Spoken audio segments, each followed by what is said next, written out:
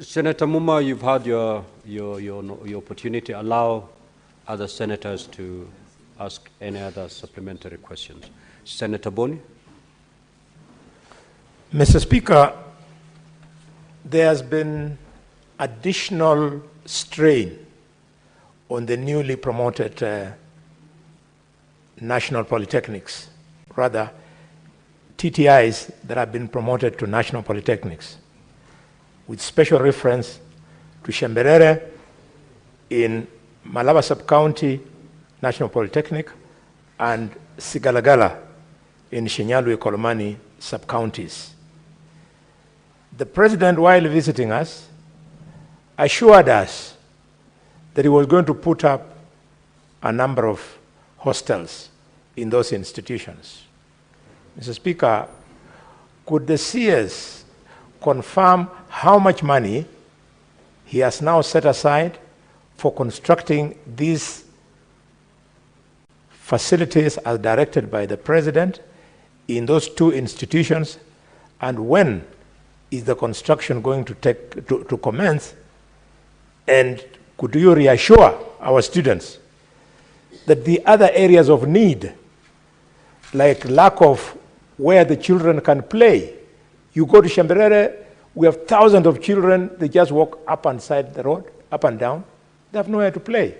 Same to Shikalagala, they end up going to Hayeka Market and Gambia Mwanza to take alcohol in the afternoon instead of being involved in sports.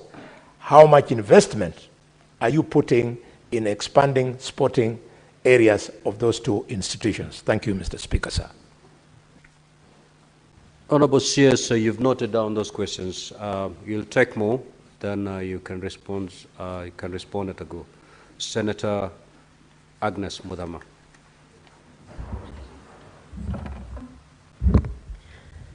Thank you, Chair. I first of all want to congratulate the CS, because even when he's called in committees, he appears. I've seen him appear in the Committee of Education, and so keep it up, Honorable CS, so that we don't speak like you have had senators speaking about the CS for Treasury. My question is, how long does the training for VCTs and TVETs take? How long? Is it 6 months? Is it 1 year? Is it 4 years or 3 years? Because we've seen some students being trained for 2 to 3 months and they're out, and we wonder if they can qualify with such a short time of training. And Honorable CS, there is an issue of transfers that I brought to your attention. Senator Mudama, if you can answer me about it Senator later. Mudama, Thank you. Thank you, Mr. Speaker. I've finished. I'm done. Thank you. Honorable CS, you may proceed to respond. Thank you, Mr. Speaker. The policy of upgrading polytechnics or TVET institutions to national polytechnics is that each county needs to have at least one TVET being upgraded to a national polytechnic. And once that is done, the financial implications of that particular upgrade is then assessed, and then it's included in the next financial year to ensure that the infrastructure in those institutions are developed to meet the status of national polytechnics. So I may not have the exact amounts for the allocated to the specific institutions that Senator Kalwale has referred to, that is Igalagala and Shimerere, but I undertake to check the actual figures allocated to them and then provide that answer so that I don't give the wrong information. With respect to expanding other infrastructure, including playfields, we are working with the Ministry of Sports to ensure that we have facilities provided for, because they have a sports fund that is available, to develop and acquire extra land spaces to ensure that these institutions have enough space for expansion.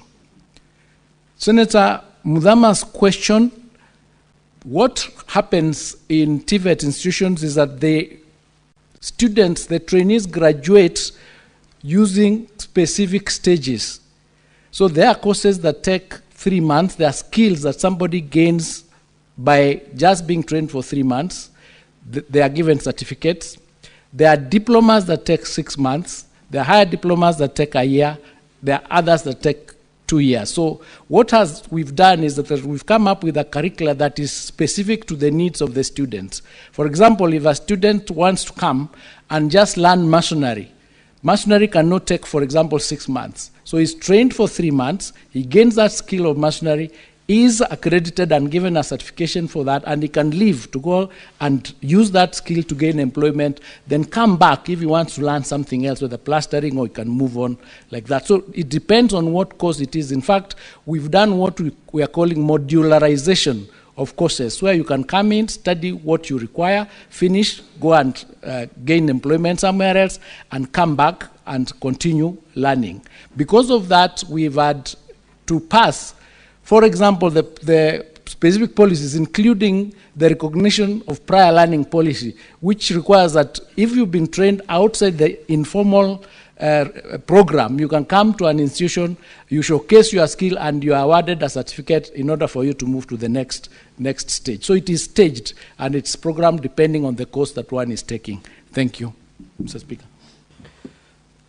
Honourable Senators, we now move to question number 058. In the event that we save on time, we may come back to those honourable senators who still have supplementary questions on this particular question.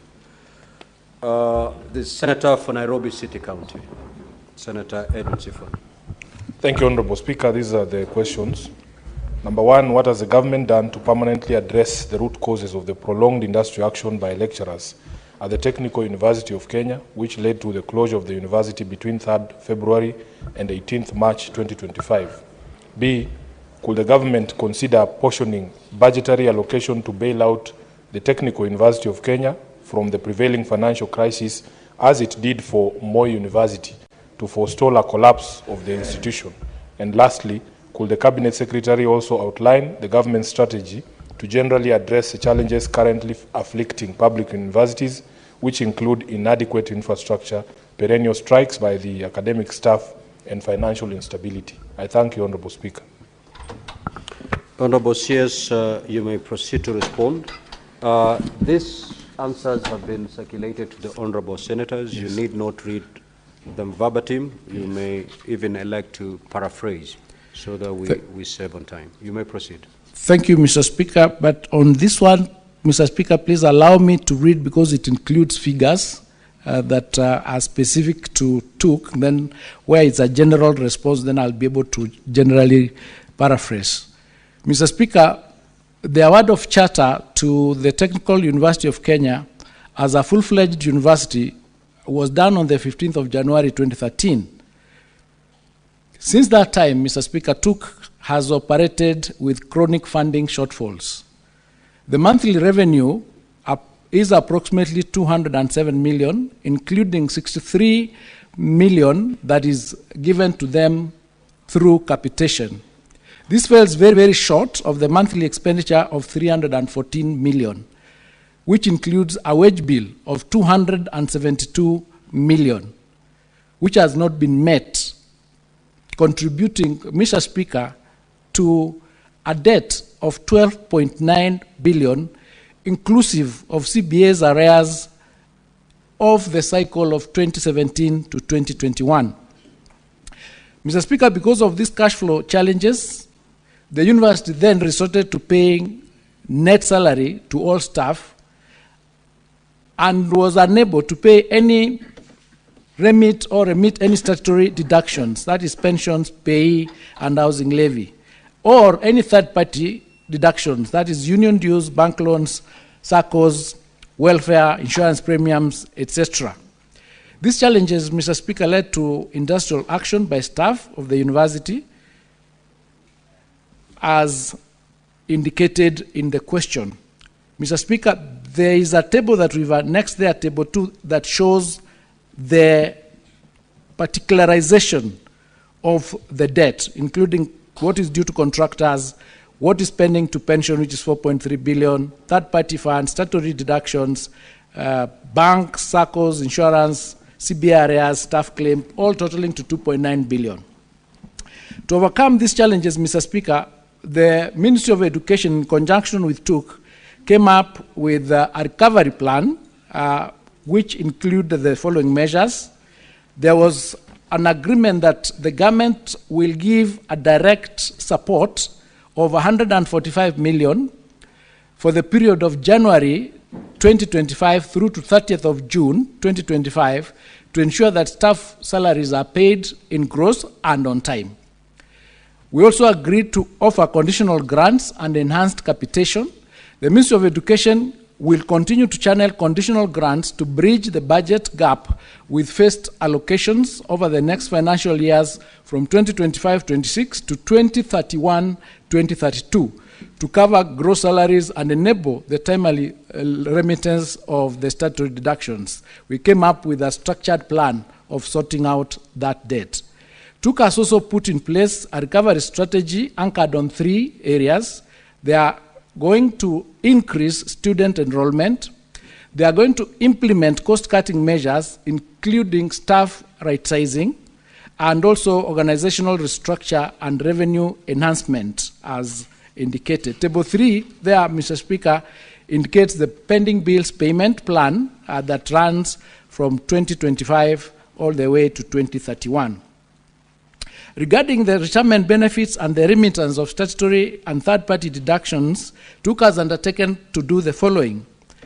The TUK Staff Retirement Benefit Scheme, originally established in 2009 and registered on the 12th of November 2013, was wound up by court on the 5th of July 2024. In the aftermath, TUK has engaged the Retirement Benefits Authority, the unions, that is WASU, KUSU, and KUDEA, and the receiver manager, liquidator, with a key meeting held on 30th of January 2025 and a follow-up schedule for 21st of May 2025 on the liquidation process. TUK has also undertaken to provide funds over the financial years 25-26 all the way to 2030 to settle outstanding liabilities of the wound-up TUK Staff Retirement Benefit Scheme in line with the overall recovery strategy. TUK has also requested the Retirement Benefits Authority to give the University Authority to establish a new retirement benefit scheme since the old one was wound up. That would enable to ensure that the future financial deductions have a place to be utilized and for members who retire to get their benefits. Mr. Speaker, to the second part of that question, the government is committed to bailing out the Technical University of Kenya from the financial crisis, which, as I've indicated, started from day one. The government is committed to provide a net payroll support of 145 million, as I've indicated, for the period of January 2025 to 30th of June 2025. Thereafter, the support will be anchored in the budget of 2025-26 all the way to 2031-32. This will cover gross salaries and enable the timely remittance of statutory deductions. Part 3 of that question, Mr. Speaker, the university subsector, as we all know, has faced various challenges in recent times, largely occasioned by financial difficulties,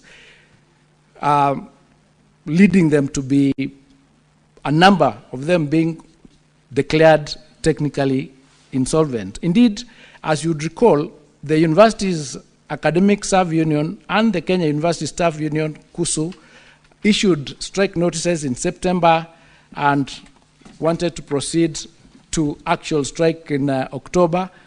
The main issues that were raised were non-implementation of their 2017-2021 collective bargaining agreements and the delay in the conclusion of the 2021-2025 CBA. Key issues included the demand for basic salary increment by between 7% to 14%, the harmonization of allowances across universities, and the provision of car and mortgage scheme loans. Following negotiations, Mr. Speaker, the parties under the leadership of the Ministry of Education came up with a return-to-work formula which was signed on the 26th of September 2024. The key terms and provisions of the return to work formula, Mr. Speaker, include the following. The salary adjustments, the last 2 years of the CBA, the 2021-25 CBA cycle, effective 1st of July 2023 to 30th of June 2025. It was agreed that for grades 13, 14, and 15, a 7% increment, salary increment. For grade 10, 11, and 12, a 10% salary increment. We also agreed on an annual automatic 4% increment. We agreed that the revised salaries would be effective October 2024. Retirement age was also sorted out. Transition provisions were provided to ensure that there is a smooth transition with the higher retirement ages until the expiry of the existing contracts. Harmonization of allowances was also undertaken beginning October 2024, which resolved the issues that were raised relating to different allowances being given by different universities. Budget enhancement, we gave commitments to address budgetary allocations for staffing promotions and related priorities. The Interpublic Universities Council, that is IPUCCF and WASU, were required to convene, and they did that convening, and they have undertaken the process of implementing the return to work formula. Mr. Speaker, in line with the return to work formula, the technical team composed of IPUCCF representatives and the 3 unions convened and worked out the figures that were required, and they came up with a figure of 9.7 billion. And then this figure was agreed to be spread out for the years 2024-25, 25-26, and 26-27 in order to ensure that they are taken care of, and therefore it led to a signing of a CBA on the 23rd of November 2024. The payments, Mr. Speaker, for 2021-25 commenced in December 2024 within the effective implementation date, with the effective implementation date being 1st of October, and we have adhered to it so far. To avert a recurrence of industrial disputes in the university subsector, Mr. Speaker, the government has committed to ensuring that negotiations for future CBAs commence at the start of each cycle to allow proper planning and budgeting. Since the implementation of CBAs is resource sensitive, we are also creating a legal and policy framework to ensure that our public universities are financially sustainable. Part of these include the introduction of the student-centered funding model, which replaced the DUC, under which universities were seriously underfunded. The ongoing law reform process is also geared towards ensuring that the governance frameworks in our public universities are effective, efficient, transparent, and accountable to prudent use of university resources. We have also instructed our public universities to address staff issues as and when they arise, instead of overlooking them until they assume crisis proportions. Overall, Mr. Speaker, the measures to improve governance and sustainable financing at our public universities will also support the enhancement of infrastructure in our public universities. We have also encouraged our universities to work on alternative resource mobilization initiatives in order to minimize reliance on exchequer. I submit, Mr. Speaker. Honorable Senator from Nairobi County, do you have any supplementary questions? Speaker, indeed, I do have one supplementary question, but before I ask that supplementary question, I just need some clarity on the answer that has been provided by the CS. Honorable CS, you have said that you are supplying a net payroll support of 145 million, knowing that the monthly wage bill for the institution is 272 million per month. Can you clarify to me whether this 145 that you say is for the period January 2025 to 30th June 2025 is a monthly support of 145, or the 145 is for those 3 months, which would be a drop in the ocean when you compare with the monthly wage bill? Secondly, there's a mention of conditional grants that you say will bridge the budget gap. Unfortunately, you have not provided any figures, CS. Do you have a figure of the total amount of the conditional grant that is going to be supported, the institution is going to be supported with? And lastly, and last clarification, Honorable Speaker, there is language that is suspicious in the response on the recovery measures. I don't understand what you mean by staff right-sizing. This is the first time in my entire life that I have heard that word, staff right-sizing. Are you saying you're going to sack people? And if it is that is what you are saying, can it come from you clearly, which cadre of staff are affected and the numbers? And then, Speaker, I can ask my supplementary question then. Because those were just clarifications. This language is, that language is confusing. What is right-sizing? Are you cutting people down to size? Proceed. Now, Honorable Speaker, the supplementary question that I wanted to ask is whether this idea of transforming these middle-level colleges like Kenya Polytechnic into universities without sound financial and research grounding was ill-thought, and given the inability of these institutions to self-fund from internal resources. He has brought that question very clearly, Honorable Speaker, that these institutions are unable to self-sustain because of the sources of funding. Would you still, as a government, support this policy of transforming these mid-level colleges like Kenya Poly into universities? I thank you, Honorable Speaker. Honorable CS, you may proceed to respond. Thank you, Mr. Speaker. For clarification, first clarification, Honorable Sifuna, the 145 million is monthly support. Monthly support to cover a gross payment of salary from January 2025 to June 2025. The conditional grant figures, we have them inbuilt in the 12.9 billion figure that we are supposed to pay, which we spread out from 2025-26 year to 2030-31. There is a schedule of how much per year we are giving so that that figure can be met. The idea was, take the 12.9 billion, spread it out because the government cannot afford to pay all of it at once. Spread it out because, for example, if you take the 4.3 billion, that is the amount for pension, we know it is not required all at once. So we spread that figure out so that at least when people retire, they do not go home without any money. So we put in some money current so that when you retire, you are getting money, and we keep increasing that figure so that by the end of 2031, we'll have cleared the debt and will be in a position of sustainability. On right sizing, Mr. Speaker, this is rationalization of the staff. What I will explain further, Honorable Senator. What we found is that in universities, the ratio of teaching staff to non-teaching staff is supposed to be 70 to 30. But what we have in most of our institutions is the opposite. We have academic staff that are 30 to 70. So right sizing or rationalization is as you continue employing, you see where do you need to employ and where do you need to release. For example, if a casual or somebody is on contract and you find is in the 70% portion, you do not replace that person. You let them go at the end of their contract so that you have an opportunity to bring this other side above in order to right size. There is going, of course, to be issues relating to sending people home, but that is dependent on a program that would work if that becomes necessary, just like what we've done in Moi. What we did in Moi, we agreed that the first thing that will happen is the people whose contracts are coming to an end and are not required to be renewed because they're in the category of where you have more than you need, you don't renew their contract.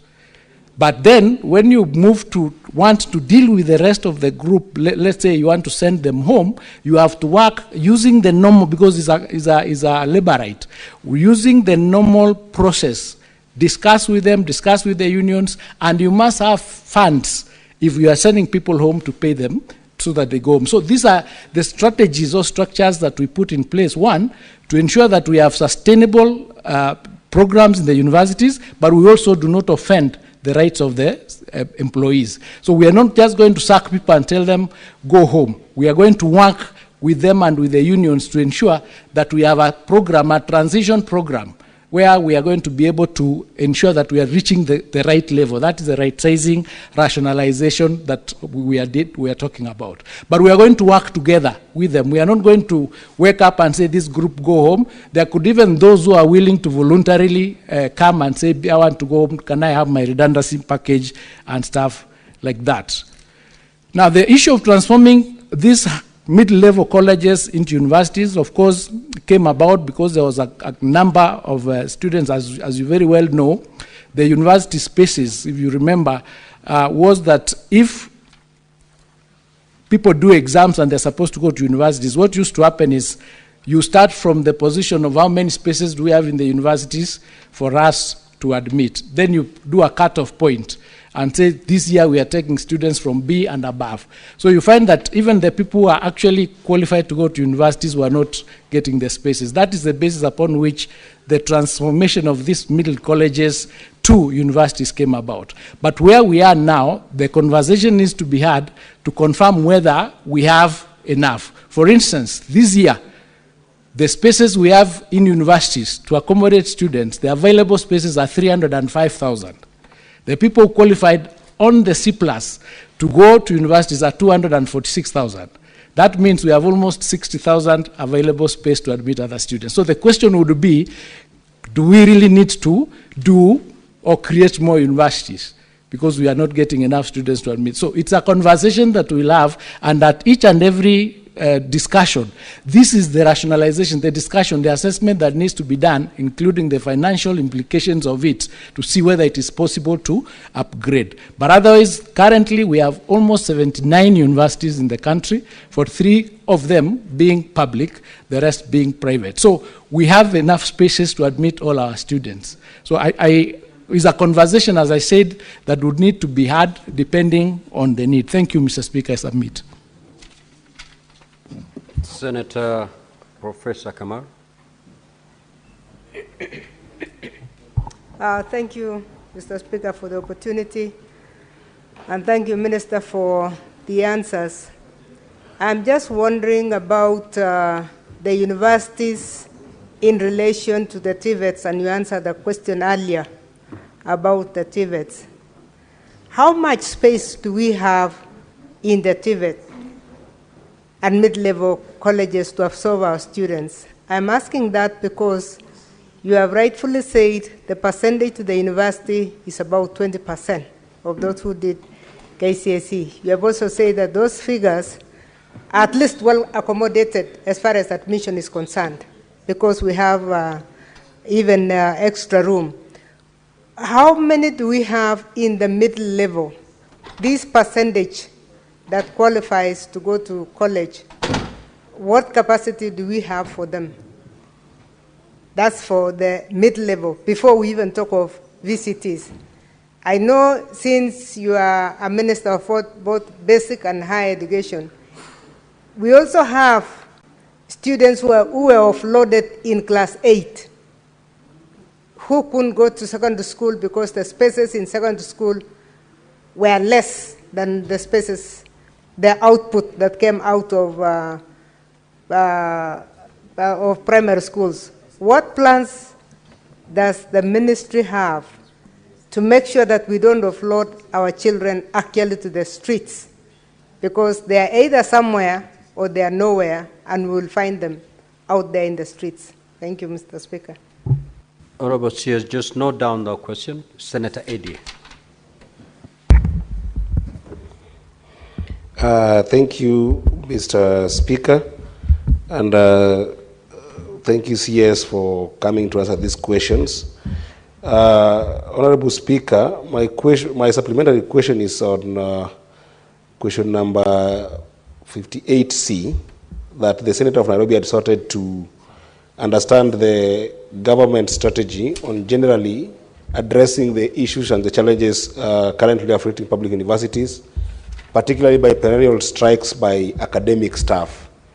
My question to the CS is, Bona CS, is there a specific remedy or a variety of remedies that you have put in place to deal with the disadvantage that students get with these strikes?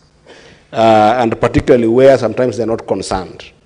A particular case in example is the rampant cases of late or delayed schooling. For instance, when there is a delayed element of or changes in calendars, where you find that a student is supposed to even graduate in a year's time, there is delayed calendars to the extent that they end up graduating in 2 years or 3 years. This is becoming a very serious issue in public universities, Honorable Speaker, that I think that it needs to be dealt with for once and for all. So there are specific remedies that the ministry is putting in place to make sure that those disadvantaged students are also catered for in the middle of these perennial strikes. I thank you, Mr. Speaker. Senator Mariam.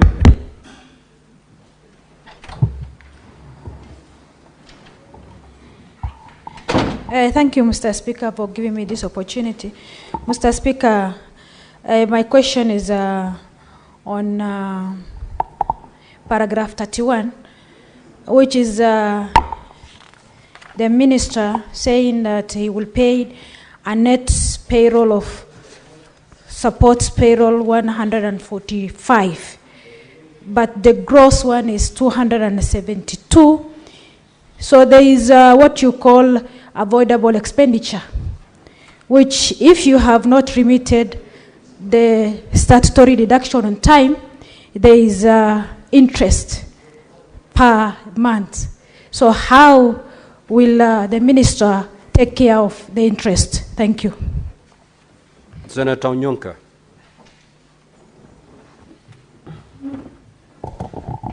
Mr. Speaker, thank you for giving me the opportunity to raise a supplementary question to the CS.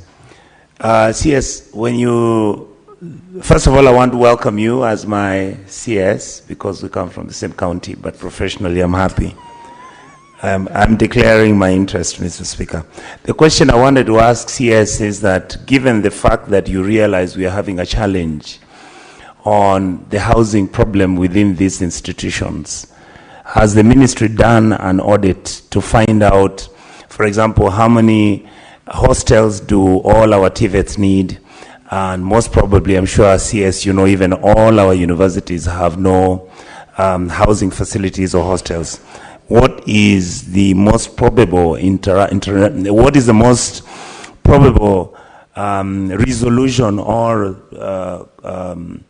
solution would you offer this country in terms of either systematically spread out over a period of time so that we can then solve the issue of the deficit of all our universities and technical vocational training institutes where our children, young children, have no places to stay? And I'm sure, like you had Honorable Bonia Halwala state, that even when these young men and women are going for this training, these untoward issues of alcohol abuse and social dysfunction, if we had hostels which are managed properly and were observing the law, we would actually make our children are responsible and they worked hard. Thank you, Mr. Speaker. Senator Gataya. Senator Mofire. Thank you, Honorable Speaker. My question is written to the predecessor to the current minister came here, and I had the same question. There is this school called Kamutwado Primary School, which was allocated 20 million. 2 million was advanced. That was 2019-2020 financial year. And up to now, that school has not gotten the balance of 80 million. That is 2019-2020 financial year. The predecessor, Honorable Machogu, the CS Machogu, had promised to give them balance. I don't know whether in your archives you have that information, Honorable Waziri. There is also the Tharaka Technical College, which the community and the board would want it elevated to the National Polytechnic, because that is the only technical that serves quite a very huge population, the entire lower part of Eastern Province and some part of Kambani and some parts of Maua. So the community and the board would request that this technical be upgraded to the National Polytechnic to serve the intended purpose. Thank you, Honorable Speaker. Senator Bone. Mr. Speaker, thank you. CS, let's admit it. From your table here, the school needs 12.9 billion shillings in pending bills. And CS, you want to give them 145 millions per month for 6 months. That is a total of 870 million shillings. In view of the paltry 207 million that they are able to generate on their own, let's admit it, the college is insolvent. Can you make an undertaking, Minister, because you can't do it now, that a few weeks or months from now, you will present to the public a comprehensive strategy of how you want to rid this problem of insolvency at the Technical University College. Having said that, allow me to make a passing remark, briefly, Speaker, that the government must do something so that you talk to parents that it is not a must that every child gets a university degree. The courses that were being offered by the Kenya Polytechnic that was converted were equally competitive in the job market. Thank you, Mr. Speaker. Honorable CS, you may now proceed to respond.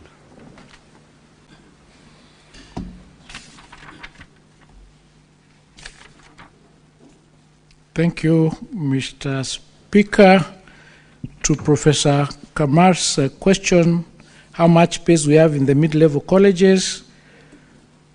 Mr. Speaker, we are spaces available to almost 1 million in TVETs. This is because of the structure of the programs that are offered. As I indicated, we have modularized those programs, and so students can come in and out. And remember, when TVETs were formed, they were supposed to absorb the students who are not going to universities.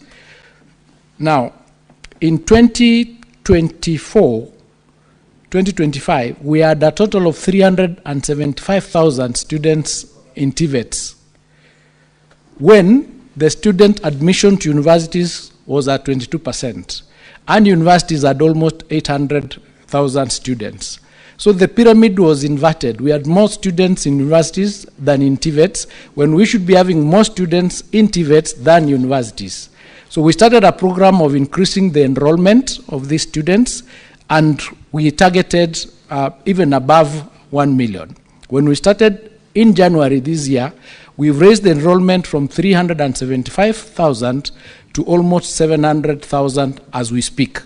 And they are all in college, and we do admissions in January, we do admissions in May, we do admissions ongoing every quarter. So there is enough space to admit the students in our institutions, both TVET and VTCs, those ones who do not go to universities. And to Senator Boni Kalwale's recommendation, it is true that some of the courses, because even now universities have a TVET institution within them, so that we have students who go to a university but they go to the TVET in the university, meaning that these are now courses that we can agree that we need to absorb our students into those universities. And that goes to answer the question of, we have a number of our students or young people between the age of 18 and 35 who are neither in formal school or in formal employment. So they are the ones that are out here, which the TVETs is supposed to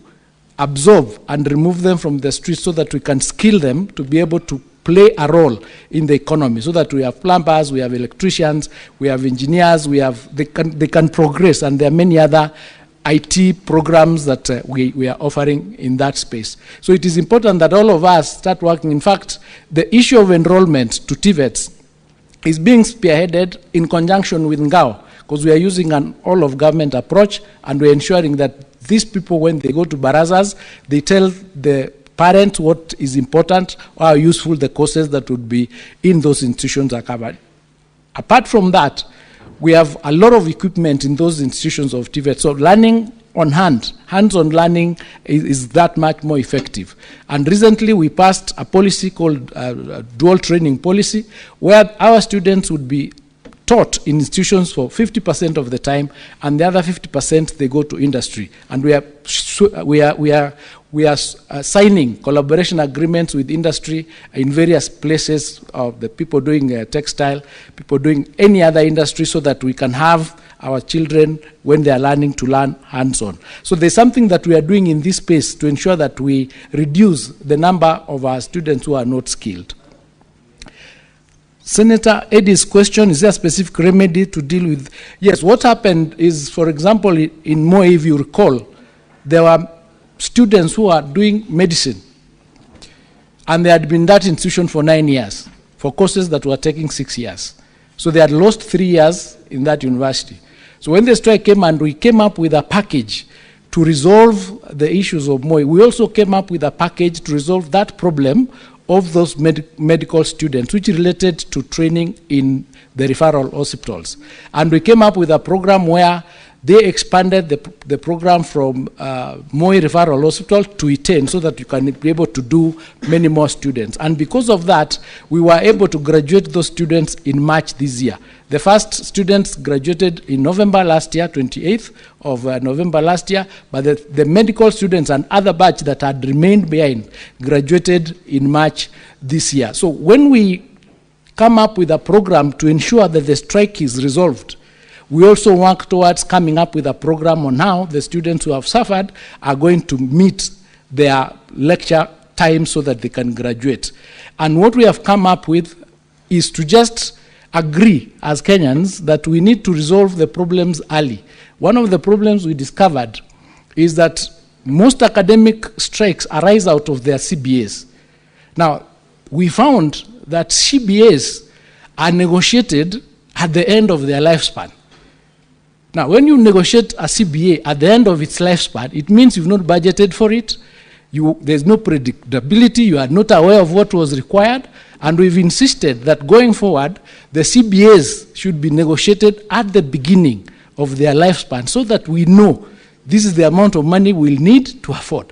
That way, we can budget for it or plan for it. And I'm glad to note that the CBA for 2025, 2029, they are already negotiating it as we speak, so that we can factor it into our next budgets to ensure that the teachers know, or the lecturers know, what they require. So that is how we are trying to resolve this space, and it is a multi-pronged approach. We have to deal with it because the students who are in these universities are our students. If we don't do something about them, then they suffer. As we indicated, almost 23 of our universities were technically insolvent. If we carried through the insolvency and said these ones are dead, let them go, we would be having a number of our students not having spaces to go. So we had to make a decision, a hard decision, on what we do so that we keep these universities floating, as well as ensure that our students have, they can be able to get their education and graduate. On the question of the interest on the 145 million, what we are doing is negotiate with the institutions. For example, payee is remitted to KRA. So when you don't remit, there is penalty and there is interest. So what we are doing is negotiate with them that let's pay the principal, and the interest and penalties is removed, and we have a payment plan that runs several years to be able to bring it up to standard. That's what we are doing with the issue of interest and penalties. The challenges in housing, the ministry has not undertaken an audit of all the universities on the housing that they require, but each university has undertaken their own assessment of the percentage of the universities of the student hostels that they require.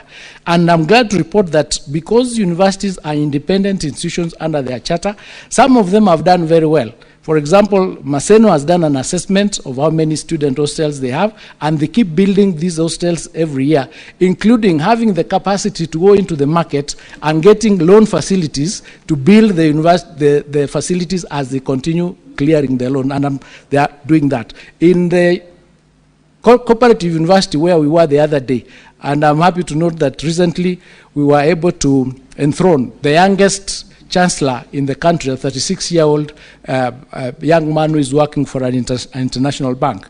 And so these are some of the changes that we are doing to ensure that we get support from various partners. And in that institution, they already signed an agreement, a partnership, an MOU, to have an investor build 7,000 units of their 10,000 students that they have. So each individual university is working towards ensuring that they resolve the housing problem. But also we are working with the Ministry of Housing under the housing levy to ensure that they can assist us in building the hostels, and we've signed quite a number of agreements with them, and some of the construction of the units have begun. Senator Mofa's issue is specific to some school. I will check. Excuse me. I didn't get the name of the school. The name is Kaputuando. Araka constituency. That is Kadangachiri location. Let me undertake to counter-check that information. I have my Director General here, he's taken the notes, and will specifically respond to you. But as you know, in the last 2 years, there has not been any infrastructural funds in the budget. So we were not able to do any support to any institutions on the infrastructure portion. But this year, we put in a portion of infrastructure, and I'm hoping that will cover a good number of the requests and the requisitions that are in place. That, of course, would go to any other that is pending, and we are working on that, including presidential directives that are normally given. On the technical college, Mr. Speaker, there is a specific criteria that is used for us to be able to confirm that a particular TVET institution is ripe for upgrading to national. So once the requisition is made, there is a team that visits the institution and comes up with the report, and based on that report, a CAB memo is then prepared. Then we proceed and ensure that it's upgraded. Once you meet the criteria, that includes land space, it includes the number of students that you have and other, then we'll be able to resolve that. So our team can pay a visit once the request is made, and once we confirm, we'll be able to sort that out and see whether it meets the requirements. On the 145 million to Senator Kalwale's question, the 145 million was support just to the salary, because TUK has only been paying net salary. So we decided, let's give them a grant of 145 million for 6 months, January to June, so that those 6 months the staff can be paid their gross salary.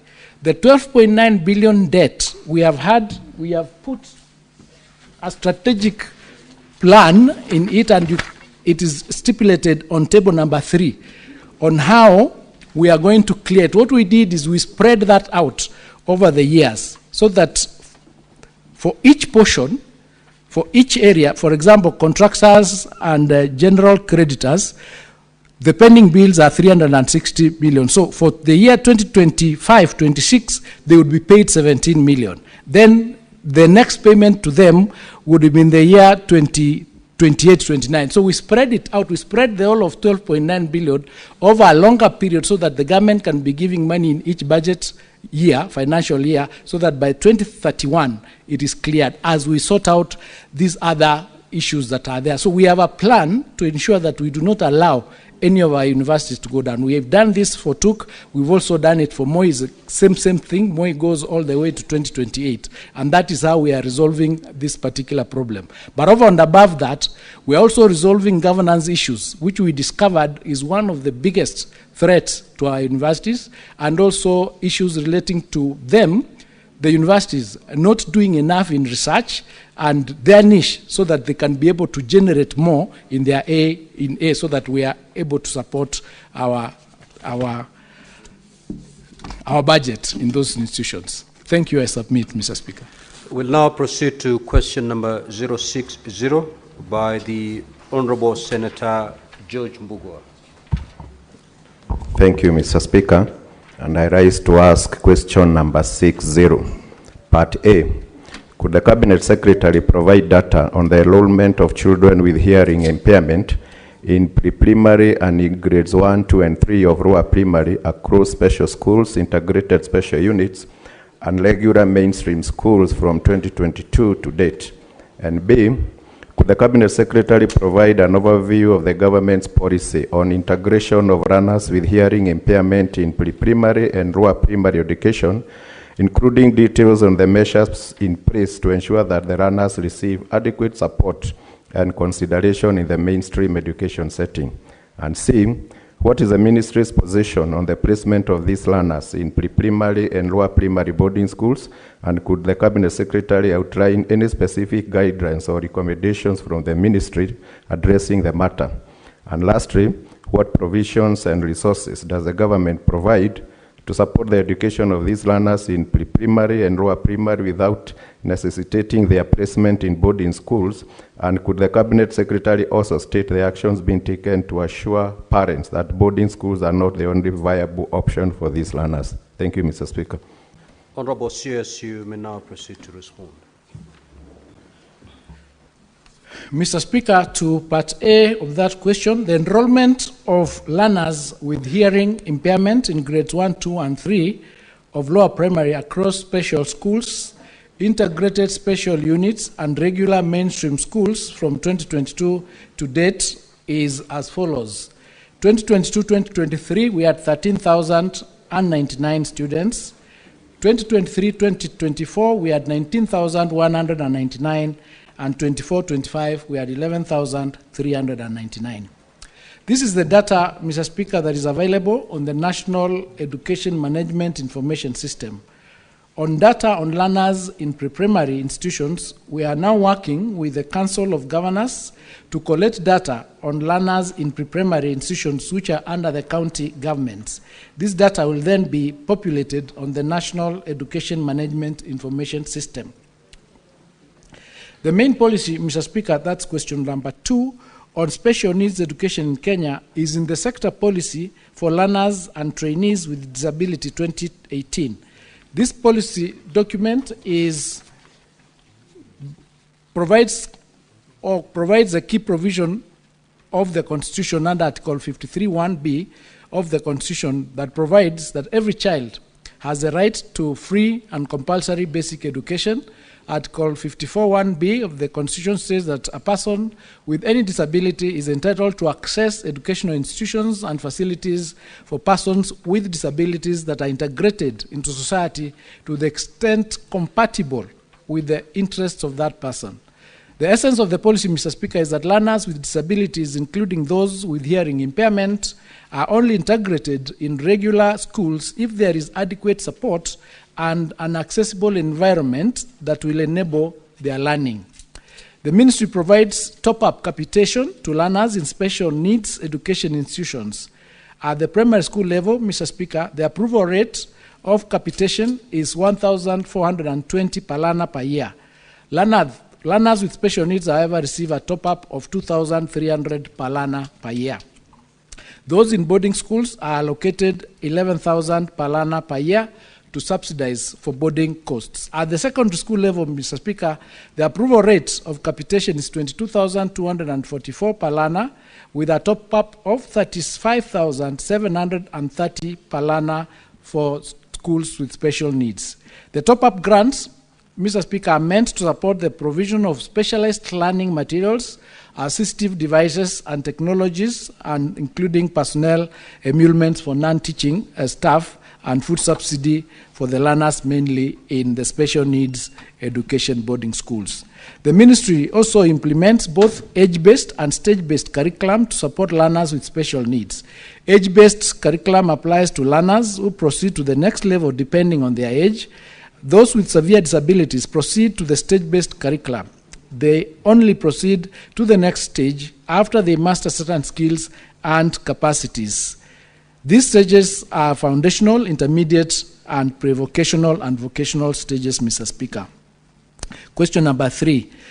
Mr. Speaker, the sector policy of learners and trainees with disabilities 2018 provides for disability inclusive education, meaning that a learner can be placed in any school of choice as long as the school has the requisite support system that will enable the learner to access education.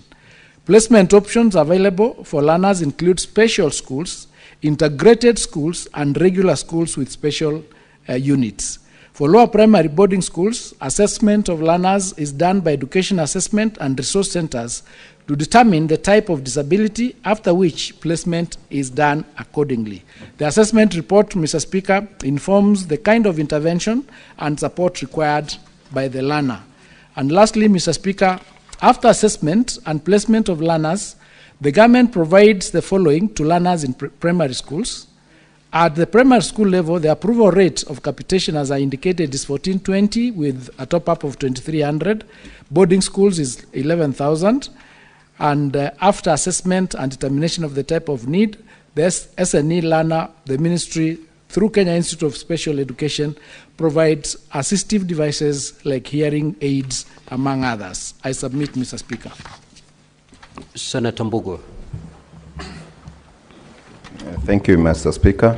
On my supplementary question, CS, I would want you to tell this House what measures have been put in place to ensure inclusive infrastructure in this school.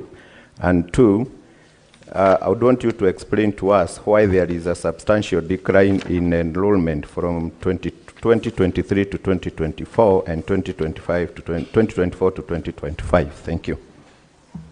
Honorable CS, you may proceed to respond. Thank you, Mr. Speaker. The ministry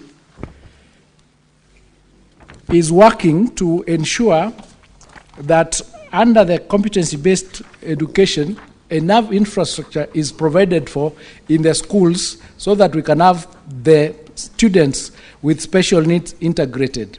Up to this time, Mr. Speaker, the students would go to the schools that had the facilities to support them, depending on the severity of the disability. Where the disability was in such a manner that they could not be supported in particular institutions, then they went to the special schools that are provided.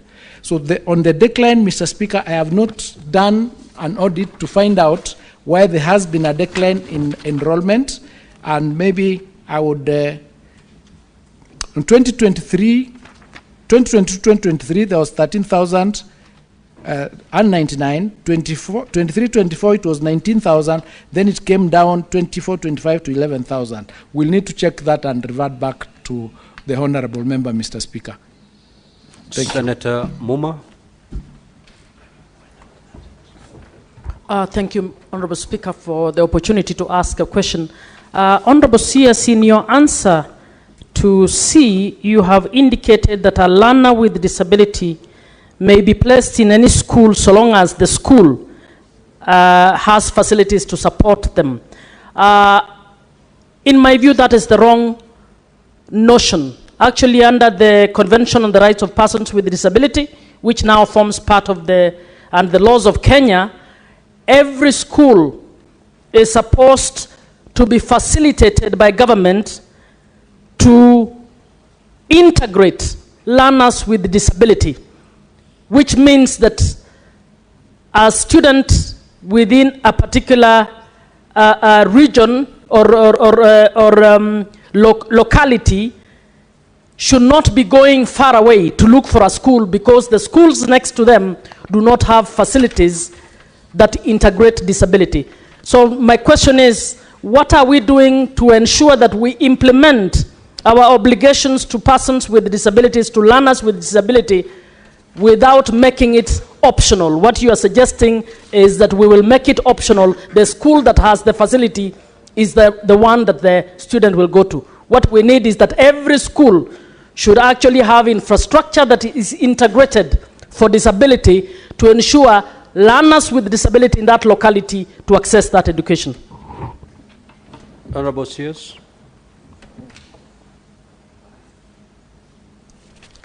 Thank you, Mr. Speaker. To that question, I'm in agreement that we need to have our facilities sufficiently having the infrastructure to integrate all our students. And I can say that in view of the new act, the Disabilities Act that is likely to come into, is actually being assented to tomorrow. These are some of the issues that it has been tackled in that act, and therefore now it's going to become mandatory or obligatory that each institution, depending on the budgetary allocation that would get, would have those facilities integrated, and as indicated, depending on the severity of the disability, then we will ensure that all our students in that section, the special needs sector, are taken care of just like we are taking care of each and every other child in Kenya. Thank you. We now move to question number 061. Honorable Senator Joyce Korir.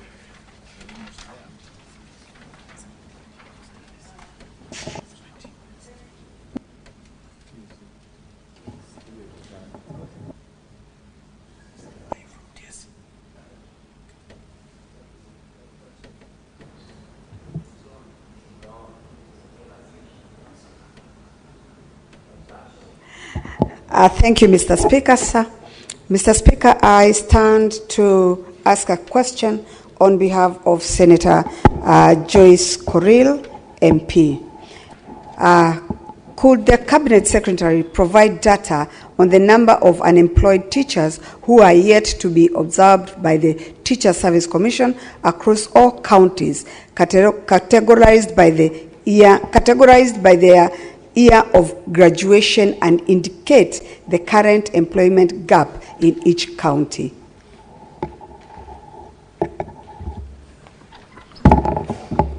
Sorry, Mr. Speaker, sir. I think that was the answer. The question was, could the Cabinet Secretary provide data on the number of unemployed teachers who are yet to be observed by the Teacher Service Commission across all counties, categorized by their year of graduation, and indicate the current employment gap in each county?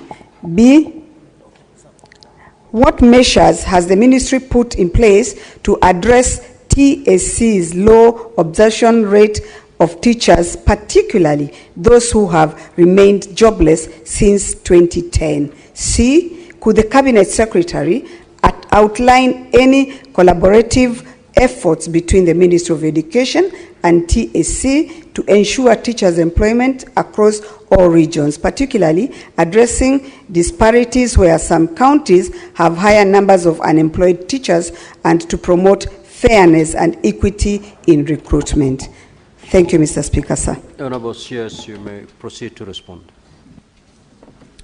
Thank you, Mr. Speaker. To part A of that question, Mr. Speaker, under Article 237, Sub-Article 2A of the Constitution of Kenya, grants the Teacher Service Commission the mandate to register teachers who meet the qualifications for registration under the TSC Act. To execute the mandate, the TSC has established an online teacher registration portal to facilitate efficient, effective teacher registration.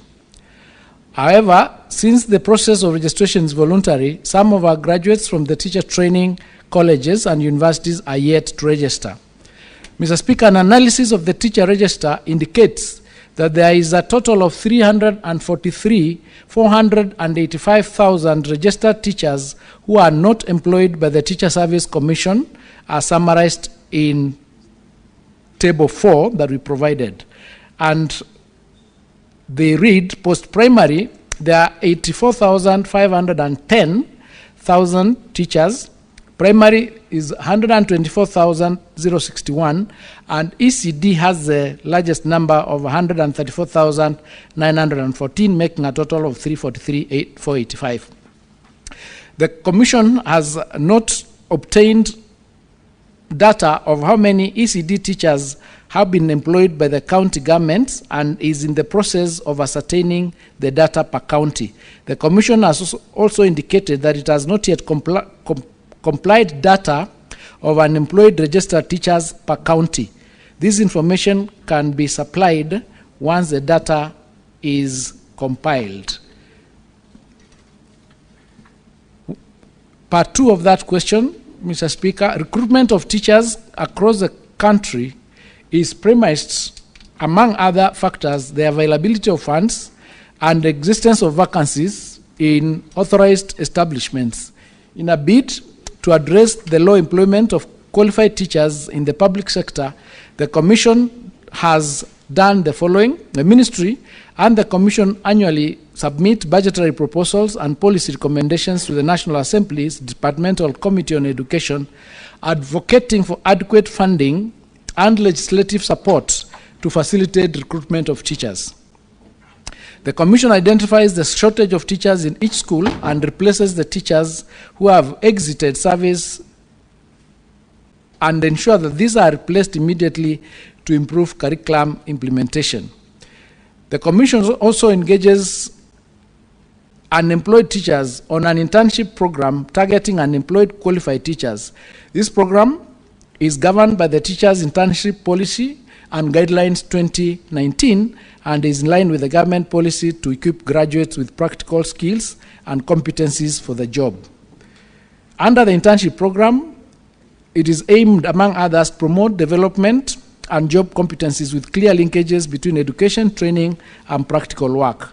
Since the inception of the program in 2019, Mr. Speaker, the Commission has engaged 94,300 teachers interns as shown in the table provided there. 2020, 10,300, 21, 12,000, 22, 6,000, 23, 26,000, last year, 20,000, this year also 20,000, 94,300 in total. During teacher recruitment exercise, the Commission gives priority to teachers who graduated earlier, especially those who have remained unemployed for extended periods of time. This is done to promote fairness and to reduce long-term unemployment among teachers who have waited many years for absorption into service. Mr. Speaker, the Teacher Service Commission continually monitors staffing levels across all public learning institutions. In response to the evolving curricular demands, school enrollments, and regional disparities, from time to time, the Commission, pursuant to Article 237, formally advises the Ministry of Education on the prevailing shortage of teachers in specific subjects and learning areas with a view to increasing the national supply of teachers and ensuring adequate, equitable staffing. In addition, Mr. Speaker, recruitment of teachers is based on the number of classes in the country, which are set by the Ministry of Education. Particular attention for the last 2 years has been given to junior school deployment under the new CBE framework, spearheaded by the Ministry of Education. It's based on this that the Commission recruits to ensure balanced staffing across the country. I submit.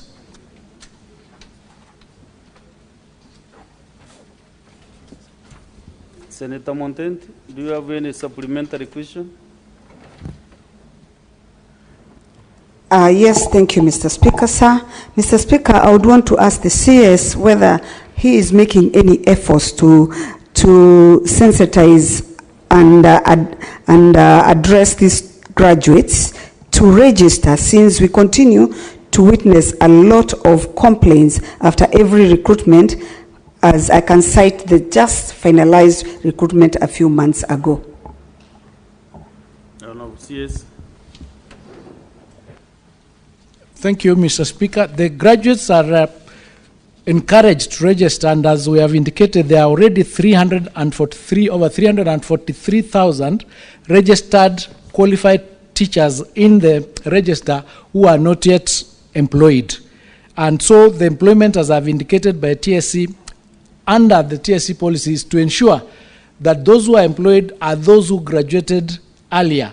So that is the rationalization that we deal with the TSC to ensure that they comply with that, so that we don't have teachers who graduated like 2010 or before who are not yet in employment. Thank you. Senator Fatuma Duro, do you have a supplementary question?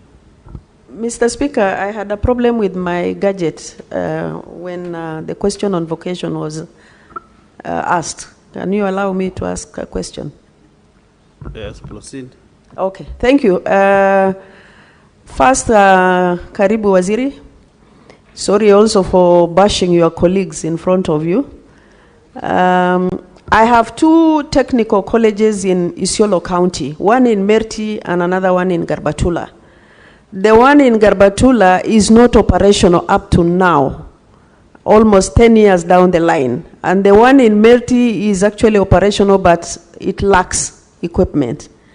So my question is, what are you planning to do about it? And number 3, Mr. Speaker, I just wanted to ask if you also supervise vocational training colleges, because I see like counties don't have capacity. And I have one in Isiolo town where actually the standard is very low. So do you actually do capacity building on the same? I thank you. Let us get to move for Senator Kabango Paul Kalungo. Thank you very much, Mr. Speaker, for the opportunity to ask my question. And my question is based on, Mr. Speaker, if you wish to move mountains tomorrow, you must start by lifting stones today. My question is, can the CS provide a projection of teachers' demand over the next 5 years, Mr. Speaker? Because, Mr. Speaker, that projection is needed for Parliament also to plan, also for the Ministry to plan, in regards to the population of the students, the infrastructure, and all that pertains to giving quality education to the students. So can he give the projection for the next 5 years? Thank you very much, Mr. Speaker. Okay, Senator Margaret Jepkoech Kamar. Thank you, Mr. Speaker. CS, you have mentioned that the TSC prioritizes the old graduates. I'm just wondering whether there is a way of mopping the old, all of them. Because although you are saying they prioritize, it's the fact that they are given 10 points, 5 points, or 2 points, depending on the year of graduation. It's the highest. But there are so many other points that are given there are so many other parameters that are used, such that even if you are a graduate of 2010 and somebody gets more parameters on 2015, the one of 2015 simply passes and you are left. And this is the cry on the ground. The cry on the ground is that it is not a first-come, first-served employment system.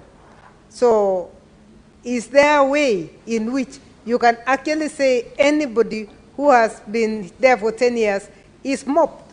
Because they're all graduates, they have all graduated, whether they are P1s or graduate teachers, if you can mop the past. Because right now there is a complete mix.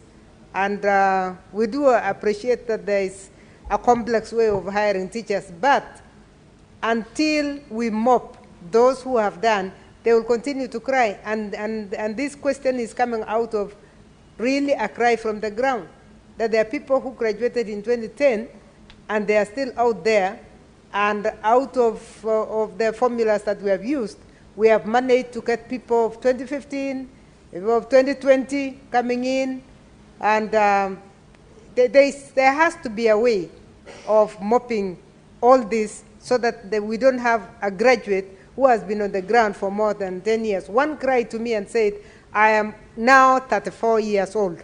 Very soon, I will not be employable. And yet I have been on the ground since I graduated.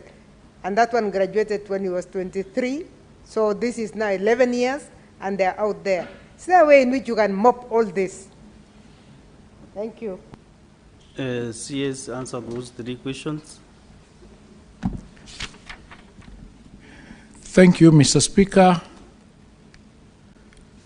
On the question of the technical college in Isiolo and Garbatru, as I indicated, we have many students who need to join these colleges, so it is the ministry's priority to ensure that these colleges that are already done are completed and students admitted to them, because we need them, because we have more students in that subsector.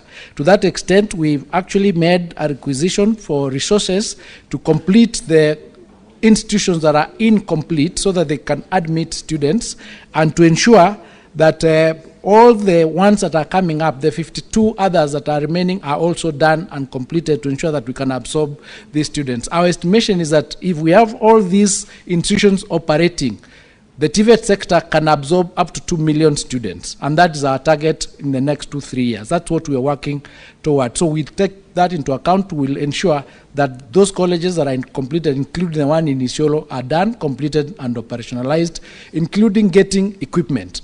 For example, in terms of equipment, if you go to government ministries, any government ministry, you'll find a lot of vehicles, obsolete equipment that is thrown all over, that is normally sold for nothing. We've done a paper to allow us, as the TVET sector, to be allowed to take all those vehicles and spread them, and other equipment in hospitals that are obsolete, to spread them across our institutions so that they can be used for learning. That way we'll be able to have equipment at an affordable cost in a number of our institutions. So we are trying to come up with programs to ensure that even as we are hiring or we are getting other equipment, what we have is also utilized. To the question of whether we supervise VTCs, yes, we do. In terms of policy and standardization of programs, that is done under the TVET department, and so they are supposed to be aligned. And that, I think I answered that question when I answered the very, very first question relating to what the TVETA and TVET CDAC does. The programs and policies are done by us. So if it's not being done, we'll ask our regional director for TVET to be able to ensure that he's hands-on in that area to ensure that we keep to the standards. To Senator Karungo's question, we have not done a projection for 5 years, and that's a very welcome recommendation, and I've asked the TSC team that is here to undertake that exercise. It is better for planning. It helps us to predict. It helps us also to find out which subject areas do we need more teachers, so that we can plan our lives and our programs better. So it's a welcome suggestion, and we have taken it into account. Thank you, Senator Karungo. To Senator Kamar's question, it is true that they are supposed to take into account, prioritize those who graduated earlier.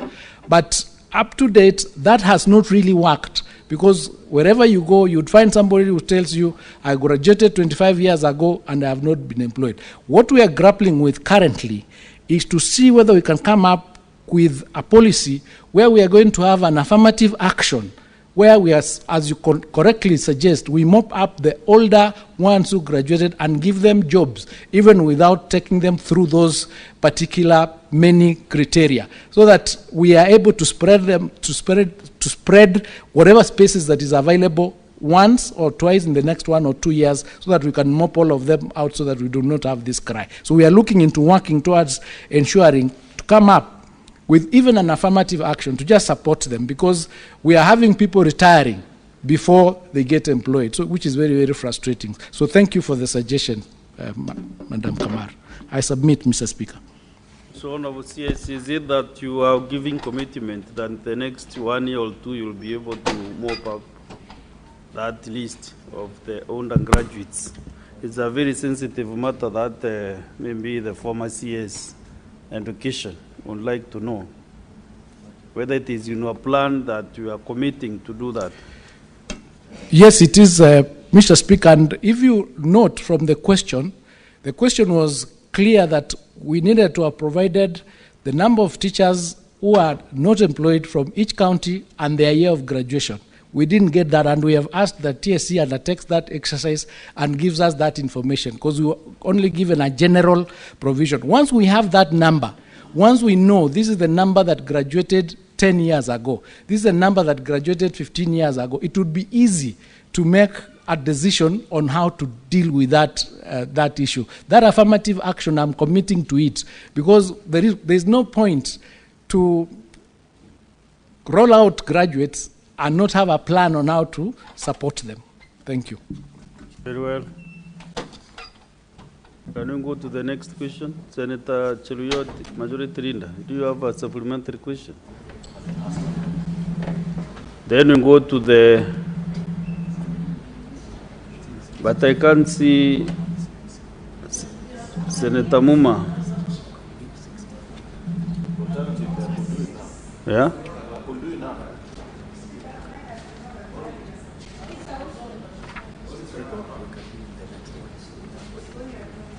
Can we ask those questions in the next 064?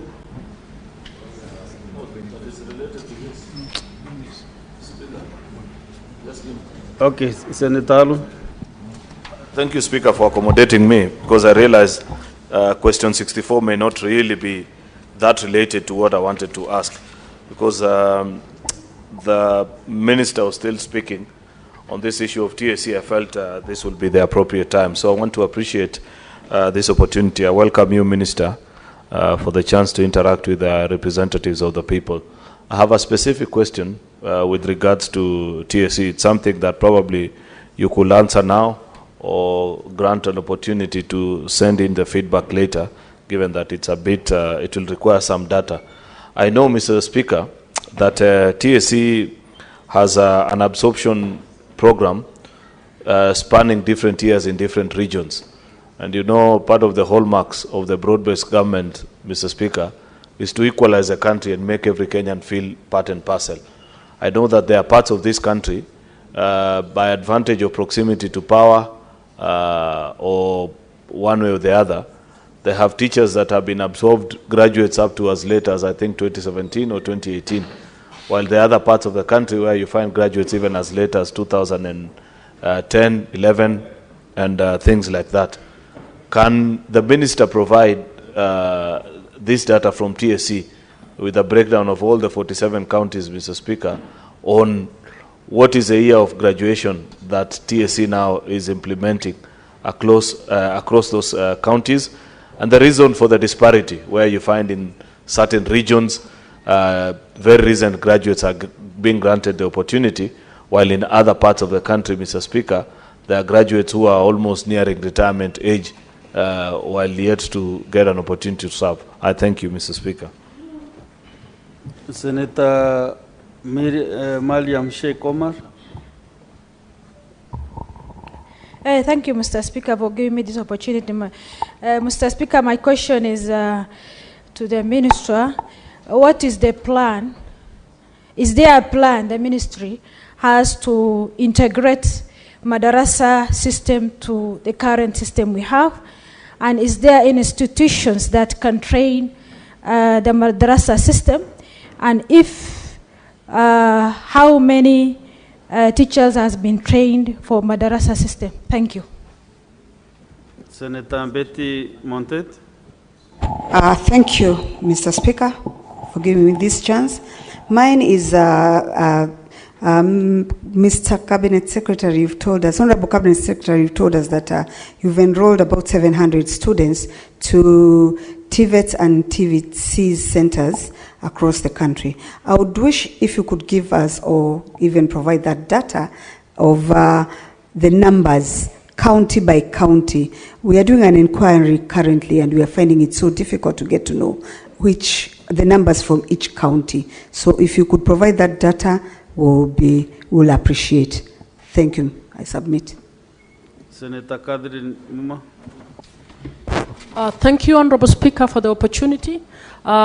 CS, my question follows the conversation you had this morning. You had a conversation about CS Treasury and a complaint about the distribution of resources in his to counties. Would you kindly submit to this to the Senate a list of the distribution of the recent employment by county? Honorable Speaker, and I think this is something we need to ask everyone, so we stop pointing fingers tribally in one county or the other. We need to start holding ministries accountable on how they are equitably distributing opportunities in this country. So if we can have a list of the employment of teachers in the last 2 years and how they have been distributed by county. Thank you very much. Honorable Senators, I hope you are not expecting those statistics right away, but maybe the CS can give commitments on when to provide them. Honorable CS. Mr. Speaker, I might not be able to provide the statistics, but let me say that the question by the Honorable Leader of Majority, Senator Cheriot, is actually the same question that was in the paper, where we were required to submit the teachers who are registered, who are not employed, when they graduated, which county they come from, and that information wasn't provided. But we've asked TSC to prepare that response, then we'll submit it to the House, because, as I said, it will be able to inform us on what we need to do to correct the disparities and to ensure that there is fairness and equity in this employment process. So we'll be able to provide that answer. We've requested them to undertake that exercise. On the question of madrasa, Section 95 of the Basic Education Act provides for integration of madrasa into the main school system. And let me confirm that NACONEC is finalizing a study on how to undertake this exercise, and once it is completed, we will be able to submit. The data relating to issues of employment per county, per area, and that information we do not have, but we are getting it, and we are working towards in future to ensure that this is information that is available, because we are working towards getting a new education management information system called CHEMIS, which will be having all this information at the touch of a button, so that we know where we are at any one time. That will also deal with the issue of distribution of resources relating to how many teachers we've employed in the last 2 years. Let me submit and state that that information will be provided, and we'll send it through the Education Committee for the purposes of information to the Senate. Thank you. I submit. Yes, can you give maybe the time frame that we might be able to get that information? How long will it take? To get this information, 2 weeks. Are you sure? Mr. Speaker, in about 2 weeks, though, as you are aware, there is a transition taking place at TSC, so we'll try and see that that is done within the next 2 weeks. Honorable Senators, let's now go to the next question, question 064, to be asked by Senator Boni Karware. Doctor, you do one thing at a time. If you're in the Senate, you just be cautious and you listen to the chair. Thank you, Mr. Speaker. Mr. Speaker, You cannot serve your constituents from the chamber. So go directly and ask your question. Mr. Speaker, they are very watchful these days. You know, I represent a county where over 60% are the youth, and where literacy levels is 91%, Mr. Speaker. Therefore, they follow us real time. But thanks for accommodating me. Mr. Speaker, Mr. Speaker, can you allow me to just throw in a little question on very important issue that you had raised before I asked this question, the one that has just ended. Yes. Minister, please help us. We are under a lot of pressure as political leaders from our youth, for good reason. Just a few days ago, a minister is reported to have conned the youth for employment abroad. And now, the trouble we are under at the moment, Minister, help us, is that we hear leaders are selling forms for employment to these young people to be employed as teachers. If you have that kind of information, please make a public statement so that you protect all these senators who I know none of them has sold any letter because they don't even have them. Mr. Speaker, my question is as follows, my substantive one, is that when will the government review the remuneration of primary school teachers to reflect their now expanded responsibilities under the competency-based curriculum and or competency-based education, which now include overseeing pre-primary, primary, and junior secondary schools? And two, could the Cabinet Secretary also state whether workload assessment and job evaluation have been done to inform such a review? And if so, could you please provide details of the same. Yes, Mr. CS. Thank you, Mr. Speaker. We will, as a ministry, endeavor to work with you to ensure that such issues like selling of forms, which is a criminal activity, is actually dealt with and sorted out, because we need to be doing things right, and we need to just take the responsibility for doing right things. So we will work together and ensure that that is sorted out. That's why we are saying, if we get the right data from TSC, when the employment is being done, everybody would know that this is the number that is available, and the information is there on a portal on the touch of a button, and there are no dark spaces in various places where then you do not get the information that is required. And even the public would know exactly what is going on. So to your question, Mr. Speaker, the Commission signed the 2021-2025 collective bargaining agreement with the teachers' unions in the public sector. The CBA stipulates the terms of service of the teachers in the public sector, including the remuneration of head teachers in our primary schools. The 2021-2025 CBA, which will terminate on 30th of June 2025.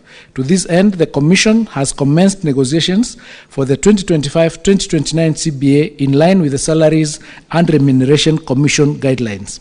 Accordingly, in line with Article 234B of the Constitution, the Commission has submitted proposal to CRC together with the request to conduct job evaluation in the public teaching sector, noting the new learning areas under CBC in order for it to inform the kind of remuneration that the teachers should get with this added responsibility. Mr. Speaker, to the second part of the question, the Commission and SRC are planning to conduct a comprehensive job evaluation in the financial year 25-26 for the entire teaching service to ascertain the work of every job in the teaching service.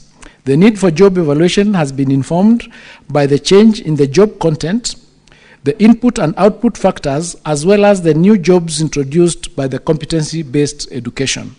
The same will be done in a collaborative manner, and all the stakeholders will be involved as required by law. I submit, Mr. Speaker.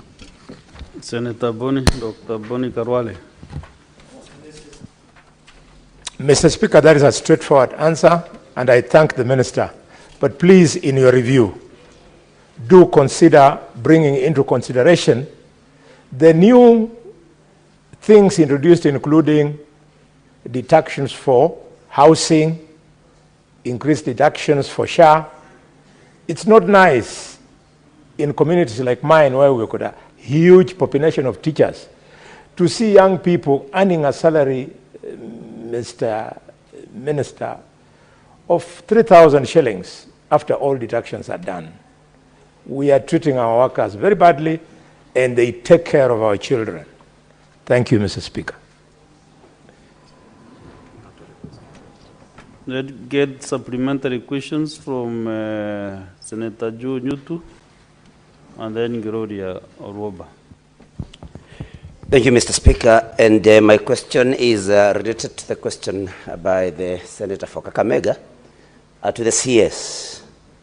That because now under junior secondary or junior school as it's referred, that Mr. Speaker, the content there, the syllabus is basically high school syllabus. And so the teachers teaching in junior secondary, and I'm aware that they are qualified as they are secondary school teachers.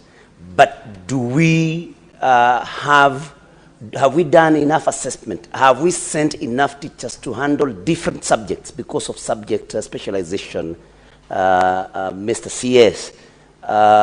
Exactly what is the position in our junior secondary schools as far as handling subjects is concerned? Thank you, Mr. Speaker. Senator Gloria.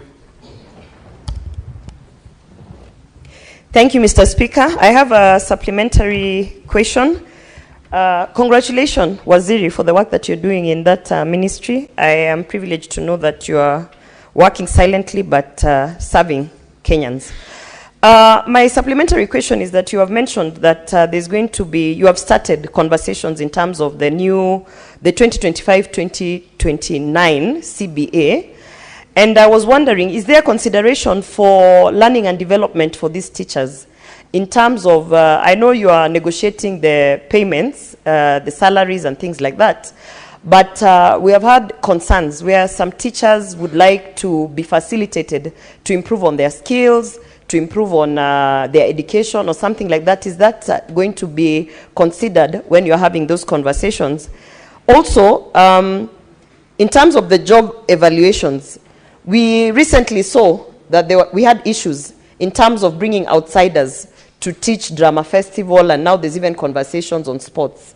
When you're doing the job evaluations, some of the feedback that we got as leaders is that the teachers who are talented or who are skilled in terms of sports or creative arts, they don't get remunerated. So therefore they say, we are not going to do an additional task that is going to be outsourced anyway. So in these job evaluations, can there be considerations such that those teachers who are actually within the creative arts can actually be considered and treated in a manner where their skill, their art or sports or whatever can be appreciated and incentivized? That way, we can then say that we have qualified teachers who can train drama.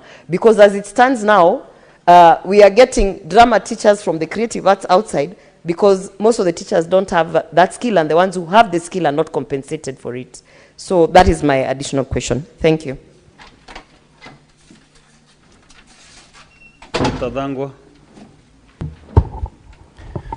Mr. Speaker, we are in the month of May, which is the Mental Health Awareness Month, Mr. Speaker. And by mentioning that, I give my question to the CS. Because CBC brought about a lot of responsibilities, administrative responsibilities, to the teachers, and especially head teachers, who are from a different curriculum to this new curriculum. Has the ministry considered the impact of CBC on the mental health and well-being of primary school head teachers? And what is it doing to cater for their mental health? Thank you, Mr. Speaker. CS, respond to those three questions, and we move to the next question. Thank you, Mr. Speaker.